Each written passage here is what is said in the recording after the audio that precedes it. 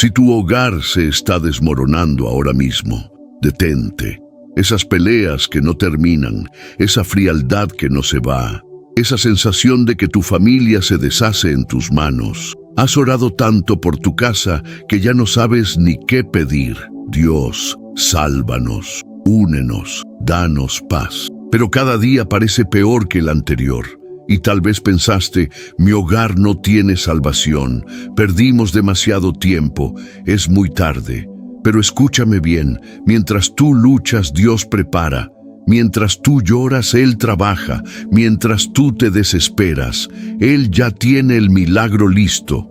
Tu hogar llegó a este punto no para destruirse, sino para ser reconstruido desde los cimientos. Dios usa las crisis familiares más profundas para crear los hogares más sólidos. No es casualidad que estés aquí justo hoy. Llegaste porque Él tiene algo específico que revelarte sobre lo que está haciendo en tu casa ahora mismo. En los próximos minutos voy a mostrarte las 4 señales exactas de que Dios ya está preparando el milagro que tu hogar necesita.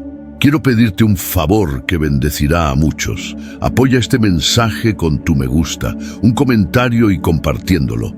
Cuando haces esto, no solo ayudas al canal, sino que permites que YouTube recomiende este contenido a más personas que lo necesitan.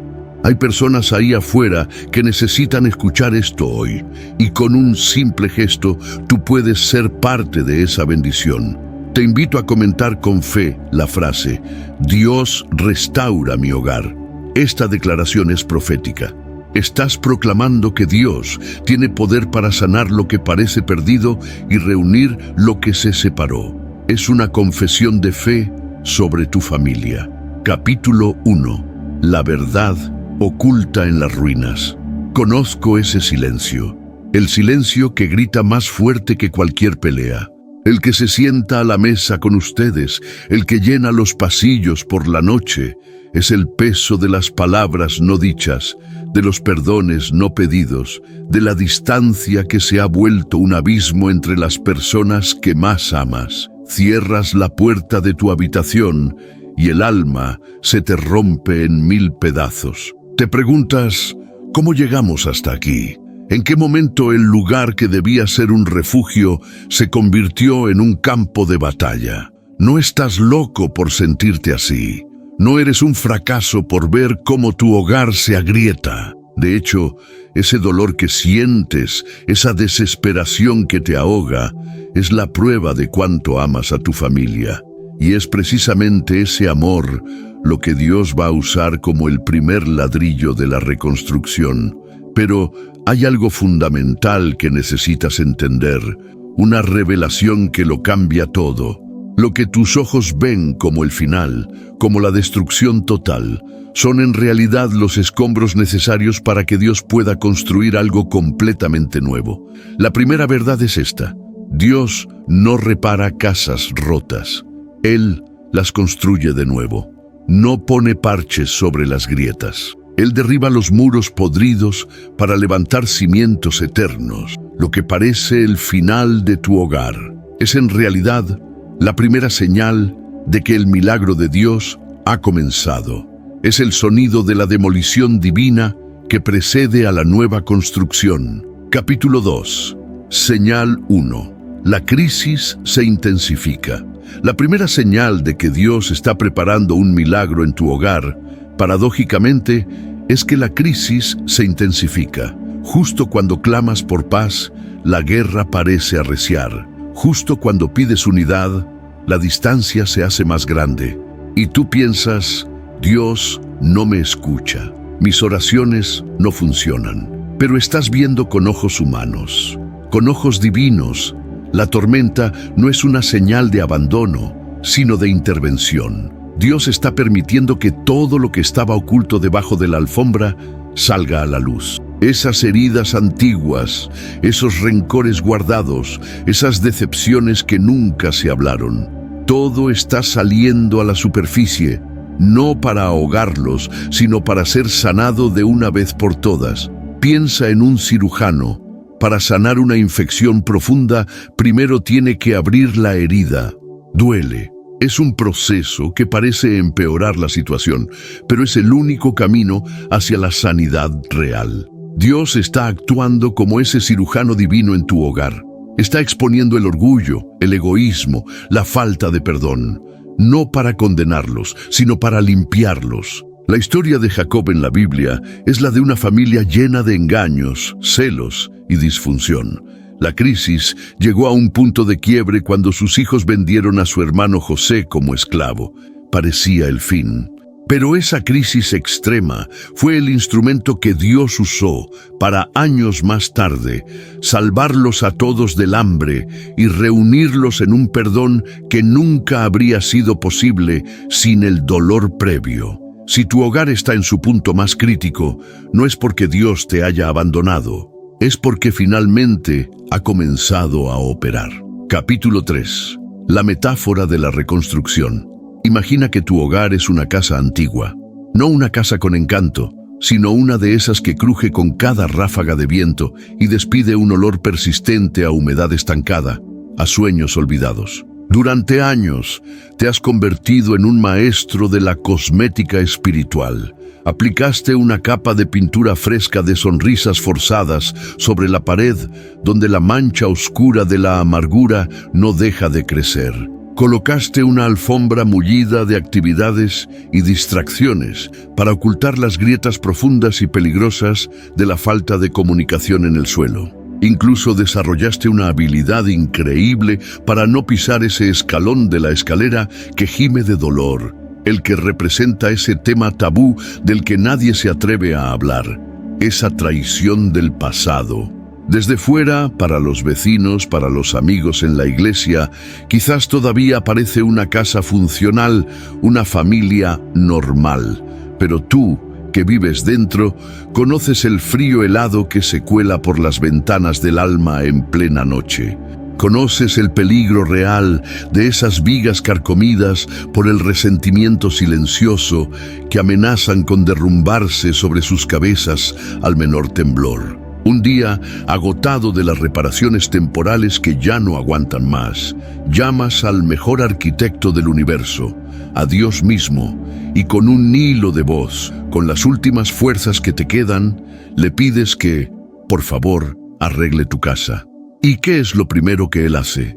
No llega con un pequeño bote de pintura ni con un martillo para clavar un par de clavos sueltos. Llega con un equipo de demolición celestial.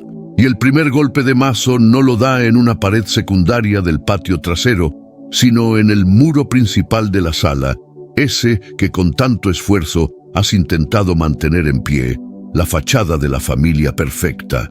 El polvo de heridas pasadas, de palabras no perdonadas, lo llena todo, te ahoga, te irrita los ojos y te impide ver. El ruido de las verdades que se gritan es ensordecedor, retumba en tu cabeza hasta hacerte dudar de tu propia cordura.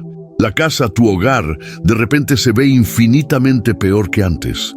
Es un caos absoluto, una destrucción que parece malévola, caótica y sin ningún sentido. Y en medio del estruendo, con el corazón en la mano y el alma cubierta de polvo, le gritas: «Señor, te pedí que la arreglaras, no que la destruyeras. Estás acabando con lo poco que quedaba». Pero él, con una calma soberana que tu pánico no puede comprender, se acerca, te aparta un poco del polvo y te dice con una voz que es a la vez trueno y susurro: «Hijo mío, hija mía, no puedo construir una mansión eterna sobre cimientos de arena. No puedo edificar un hogar de paz sobre vigas de orgullo y egoísmo. Estoy quitando todo lo que no sirve, todo lo que estaba podrido y oculto bajo la superficie. Esa pared de orgullo que te impedía pedir perdón tiene que caer. Ese suelo de mentiras piadosas sobre el que caminaban tiene que ser levantado. Esas tuberías de amargura que envenenaban el agua tienen que ser arrancadas de raíz. Confía en mí. Sé que ahora solo ves destrucción y escombros, pero yo ya estoy viendo el palacio terminado, un hogar donde mi presencia pueda habitar». Eso es exactamente lo que está pasando en tu casa. El caos que ves es el proceso sagrado de la demolición. Cada pelea que expone una herida es un muro falso de apariencias que cae. Cada distancia que revela la frialdad es un cimiento débil de codependencia que se remueve. Si has llegado hasta este punto, es porque tu espíritu reconoce la verdad en estas palabras. No te rindas en medio de los escombros. El arquitecto del universo está trabajando, y lo que construirá será infinitamente más glorioso, más fuerte y más lleno de su luz que cualquier cosa que hayas perdido. Capítulo 4. Señal 2. El hambre de algo más. La segunda señal de que el milagro está en camino es sutil, casi imperceptible al principio, pero inmensamente poderosa. Alguien en la casa, o quizás todos, empiezan a tener hambre de algo más. No es un hambre física, es un hambre del alma, una sed existencial. Ocurre cuando todas las soluciones humanas, todos los ídolos modernos han demostrado ser completamente inútiles. Ocurre cuando te das cuenta de que un aumento de sueldo no puede comprar la paz y se evapora en facturas. Que unas vacaciones exóticas en la playa solo posponen las mismas discusiones una semana más. Que las distracciones, las series de Netflix, el trabajo hasta tarde, las redes sociales ya no logran anestesiar el vacío glacial que se siente en la mesa del comedor. Es en ese punto de quiebre, en esa bancarrota emocional y espiritual, donde un anhelo de trascendencia, a menudo confuso y sin nombre, comienza a despertar. Puede manifestarse de 1000 formas distintas y sorprendentes. Quizás eres tú. Después de meses o años de oraciones mecánicas y repetitivas, de repente, una noche, sientes una urgencia visceral de arrodillarte en el suelo frío de tu habitación y clamar a Dios con una sinceridad cruda que te asusta. Las lágrimas fluyen no solo por tristeza, sino por una sed profunda, desesperada, de su presencia real. O quizás observas a tu cónyuge, esa persona que siempre fue tan práctica, tan lógica, tan escéptica. Un día, de la nada, mientras guardan la compra, te hace una pregunta que te deja sin aliento. ¿Tú crees que Dios realmente puede cambiar a las personas? ¿O solo nos resignamos a ser como somos? No es un desafío, es la grieta por donde se asoma una búsqueda desesperada de esperanza. O ves a tu hijo adolescente, normalmente encerrado en su mundo impenetrable de música y videojuegos, y un día lo encuentras en silencio, viendo en su teléfono un video sobre el sentido de la vida o escuchando una canción con una letra que habla de redención. Este hambre es la obra maestra del Espíritu Santo. Es Dios creando un vacío que solo Él puede llenar. Es su estrategia divina. Mientras la estructura externa del hogar se tambalea y se viene abajo, Él está trabajando silenciosamente en la estructura interna de cada corazón, creando una necesidad que ningún humano, ningún éxito y ninguna posesión puede satisfacer. La historia del hijo pródigo es el ejemplo perfecto de este proceso. El hogar se rompió por su orgullo y egoísmo, pero fue en el punto más bajo de su vida, en la pocilga, hambriento, sucio, abandonado y oliendo a muerte, cuando el texto bíblico dice que volvió en sí. No fue un simple recuerdo, fue un despertar violento. Sintió un hambre que la comida de los cerdos no podía saciar. Era un hambre de dignidad, de identidad, un hambre del pan que sobraba en la casa de su padre, un hambre de hogar. Esa crisis total fue el catalizador que despertó su necesidad desesperada de volver. Presta atención con ojos espirituales. ¿Quién en tu casa está mostrando señales de esta hambre sagrada? No lo ignores, no lo fuerces, ni lo presiones con sermones. Simplemente reconócelo como lo que es. Una de las señales más claras de que Dios está moviendo las fichas, preparando los corazones y llamando a cada uno, a su manera y a su tiempo, de vuelta a casa, de vuelta a Él. Capítulo 5. Señal 3. El descubrimiento de tu propio corazón. Llegamos a la señal más difícil de aceptar, la más dolorosa de confrontar, pero sin duda alguna, la más transformadora de todas. La tercera señal de que Dios está obrando un milagro profundo es cuando, en medio del caos y la demolición, tu dedo acusador, ese que ha estado apuntando con tanta firmeza y justificación a los demás, empieza a temblar, a bajar lentamente y finalmente se vuelve hacia tu propio pecho. Es el momento sagrado en que dejas de ser el fiscal de tu familia y te conviertes en el testigo humilde de tu propia necesidad de gracia. Es tan fácil, tan natural, culpar. Nuestra naturaleza caída es experta en encontrar chivos expiatorios para nuestro dolor. Si mi esposo fuera más espiritual, si mi esposa no fuera tan crítica y negativa, si mis hijos fueran más obedientes y agradecidos, si mis padres me hubieran criado de otra manera. Construimos nuestras oraciones como si fueran una lista de reparaciones para los demás, un manual de instrucciones para que Dios arregle a todos los que nos rodean. Señor, cámbialos a ellos, porque el problema son ellos. Pero el verdadero milagro, el punto de inflexión en la reconstrucción, ocurre cuando tu oración, susurrada entre lágrimas de un corazón roto, finalmente cambia a: Señor, no importa lo que ellos hagan o dejen de hacer, no importa si ellos nunca cambian, cámbiame a mí. Dios permite que la crisis familiar se intensifique para llevarnos a un espejo, no un espejo de feria que distorsiona y nos permite seguir engañándonos, sino el espejo cristalino de su santidad, de su palabra. Y cuando nos atrevemos a mirar fijamente, la imagen puede ser devastadora. Vemos nuestro propio orgullo, elegantemente disfrazado de tener la razón. Vemos nuestra impaciencia y control, disfrazados de eficiencia y preocupación. Vemos nuestra amarga y corrosiva falta de perdón, que hemos justificado 1000 veces como un acto de autoprotección.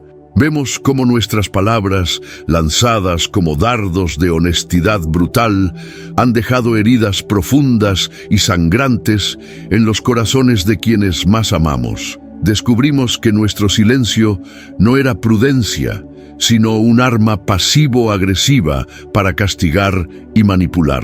Nos damos cuenta de que, queriendo apagar el fuego, hemos traído la gasolina. Este descubrimiento no es para avergonzarte, es para liberarte. Porque mientras el problema sean los demás, tú eres una víctima indefensa, encadenada a sus acciones.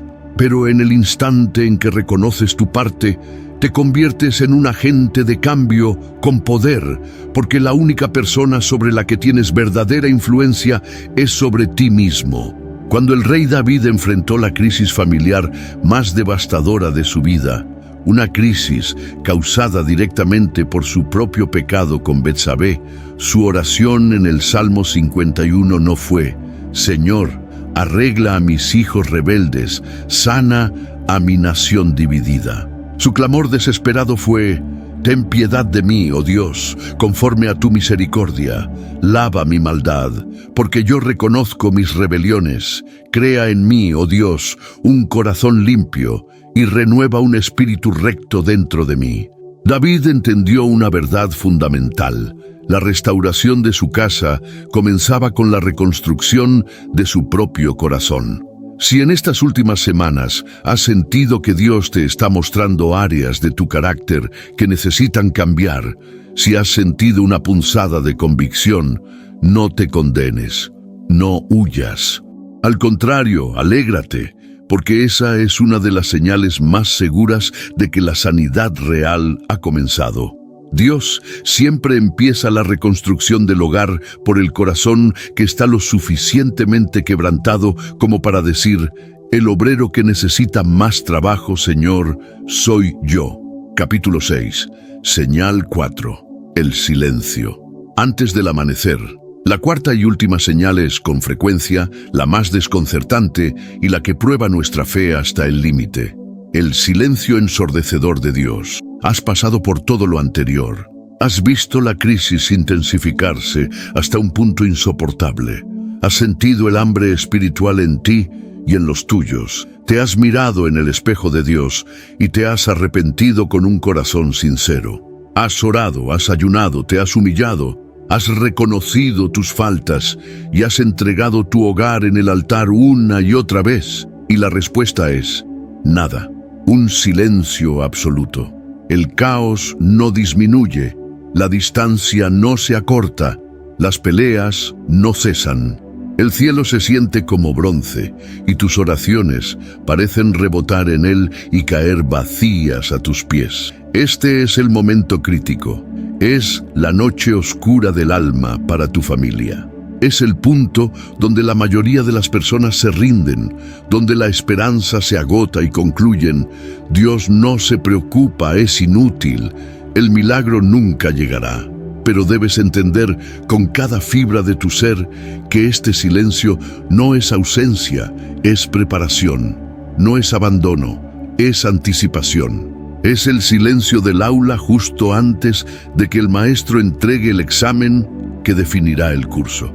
Es la quietud tensa y oscura de la tierra antes de que la semilla, que parecía muerta y enterrada, rompa la superficie y germine hacia el sol.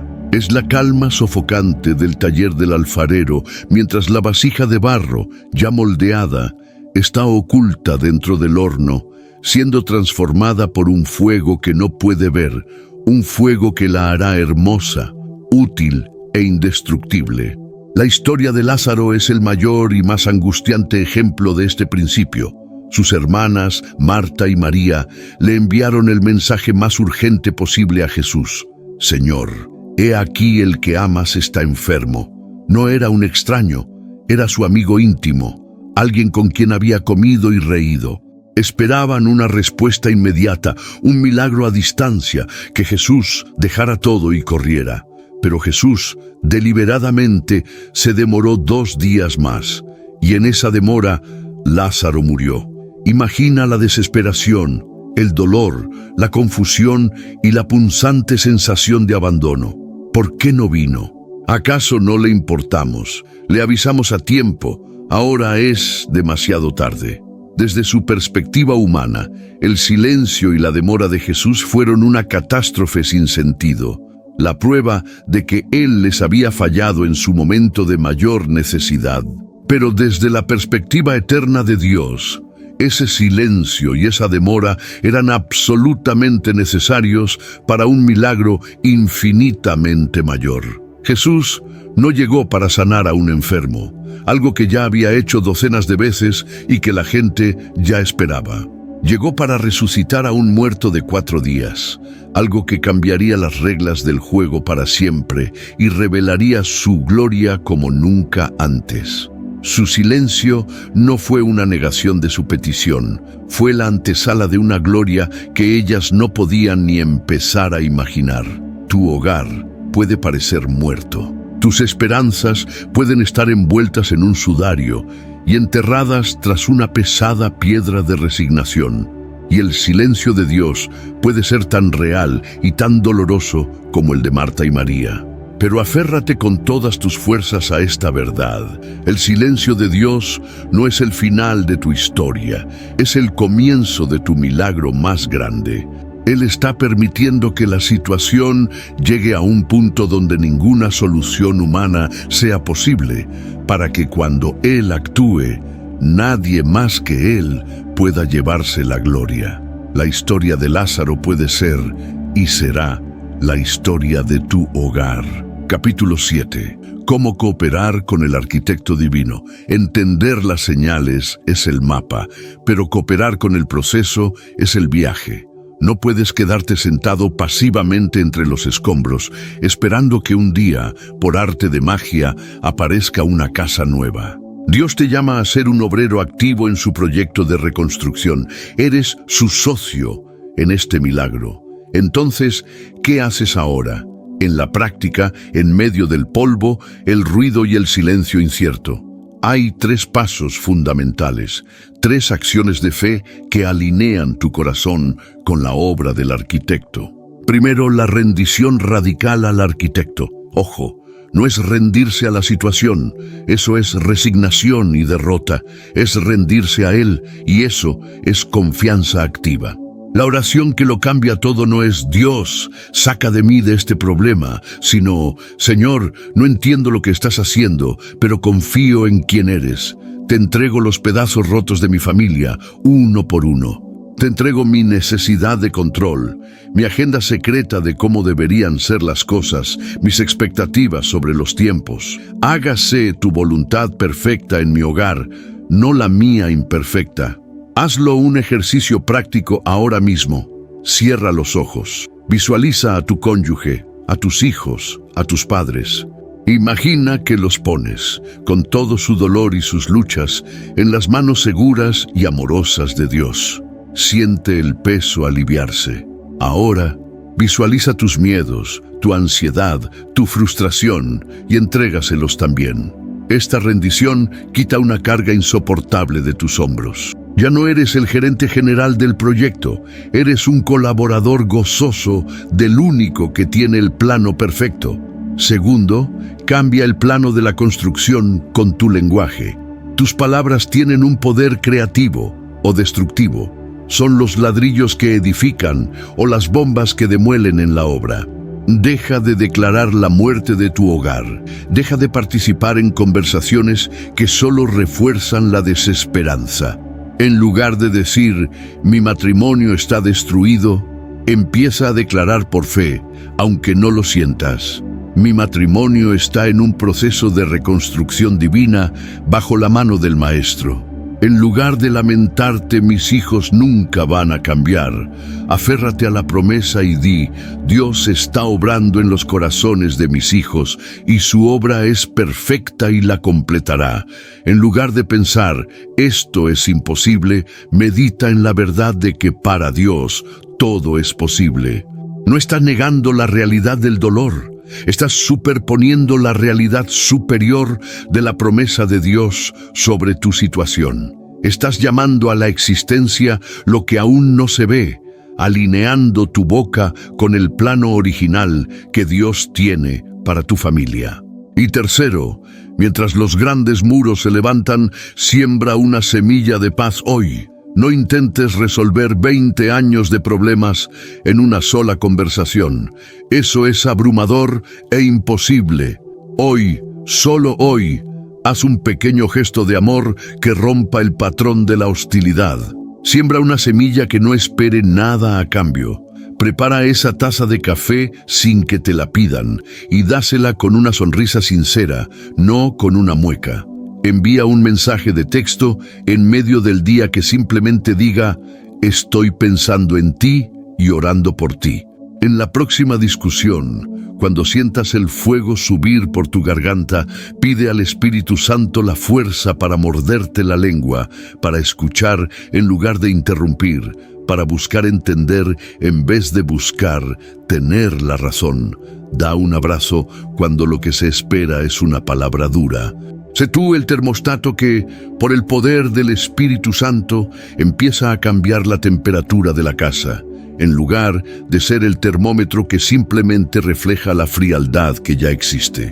Cada pequeño acto de amor, cada palabra de gracia, cada gesto de servicio es un ladrillo de oro que pones en la nueva y gloriosa construcción de Dios. Capítulo 8.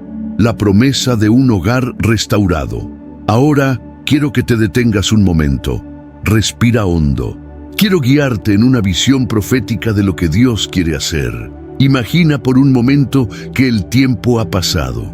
Ya no estás en medio del polvo y los escombros. Estás de pie, en el umbral de una casa nueva, la casa que Dios ha construido. Siente la solidez del suelo bajo tus pies. Son los cimientos de la roca eterna, inconmovibles. Las paredes son fuertes, pintadas con los colores de la gracia y el perdón. La luz del sol inunda cada habitación a través de ventanas que antes estaban sucias de amargura y ahora están limpias, transparentes. El aire huele a limpio, a pan recién hecho, a paz.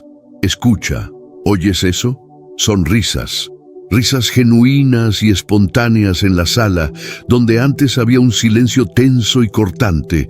Hay una conversación animada en la mesa de la cocina, donde las palabras ya no son campos de minas, sino puentes de conexión y entendimiento. Siente el calor de un abrazo que ya no es forzado ni protocolario, sino que nace de un corazón reconciliado y seguro. Miras a los ojos de tu familia y ves algo que creías perdido para siempre.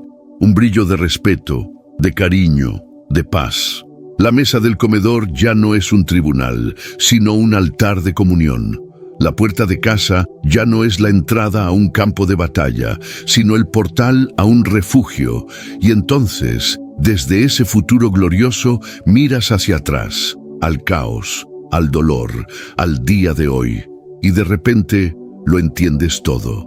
Entiendes por qué cada lágrima fue necesaria para regar la tierra seca de los corazones. Entiendes por qué cada pelea dolorosa tuvo el propósito de sacar a la luz infecciones ocultas para poder sanarlas de raíz.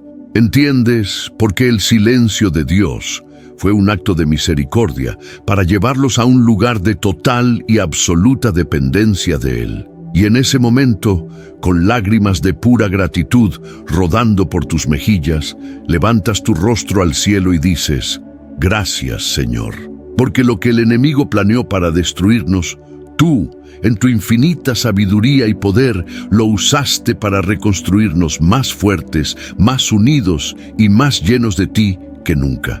Esa visión no es un sueño imposible, es la promesa de Dios para ti.